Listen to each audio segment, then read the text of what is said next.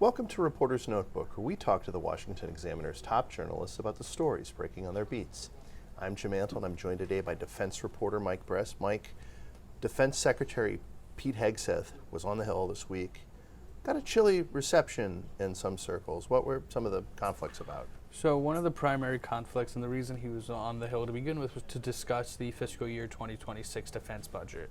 And so one of the common refrains that he heard from lawmakers, both Democrats and Republicans, is that there weren't a lot of details involved in the proposal that the White House sent over and OMB sent over to Congress. And so while the Secretary and the White House have declared that this will be the first $1 trillion defense budget, it takes a little bit of maneuvering and work of the math to get there, because they're actually viewing both the required defense budget on top of the money included in the reconciliation bill to get there. And so we heard from lawmakers who were a little frustrated with the lack of details, as well as their intended reliance upon the reconciliation bill to get to what they believe is a necessary level of defense spending. So President Trump has obviously been trying to get a lot of NATO allies to increase their defense spending, getting other allies to share more of the defense burdens. What sort of was Hegseth's message to people who were worried about the lack of detail in the Pentagon budget? So it's funny because a lot of it feels like rules for thee but not for me.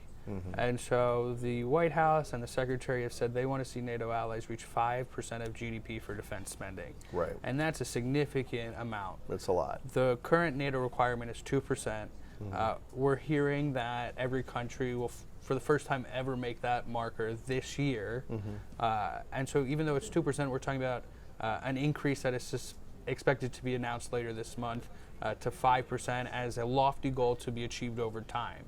But even with the current DoD defense budget, it's still only a little over 3%, about 3.3%, and with reconciliation it gets a little bit higher. And so the U.S. Is working towards that 5% number, but it's a ways away from hitting that, at least in 2026. So Israel and Iran have been trading fire. The Israeli military strikes have been going on as we're filming this for over a week. Looks like Israel has the upper hand at the moment.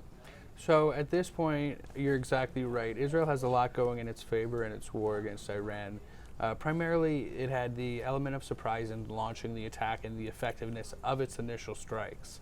And so Israel targeted Iran's nuclear scientists, as well as its facilities and military leaders, as well as their military stockpiles. And so they really have hit a significant number of targets in the hundreds at this point.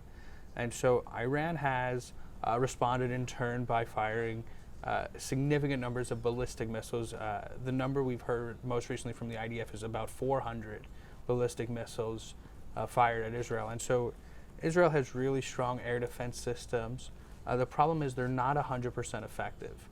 And so when we're talking about a ballistic missile, that can cause serious damage. And so even though their air defenses can intercept roughly 90% of them, the remaining 10% can cause significant damage, and we've seen that happen, as we saw even earlier today, a hospital hit offensively. And at this point, Iran has limited its response to Israel. That's exactly right. So all of Iran's missiles have been aimed at Israel. They've targeted Israel. And so the reason that's key is the U.S. has about 40,000 soldiers or 40,000 service members in the Middle East region that are within Iran's range with their weapons. And so they could, if they choose to, inflict a lot of damage potentially targeting U.S. bases. And the president has warned that if they were to do that, the U.S. would come down with the full force of the U.S. military on Iran. Thank you, Mike. You can read Mike and the rest of our national security team's coverage at washingtonexaminer.com.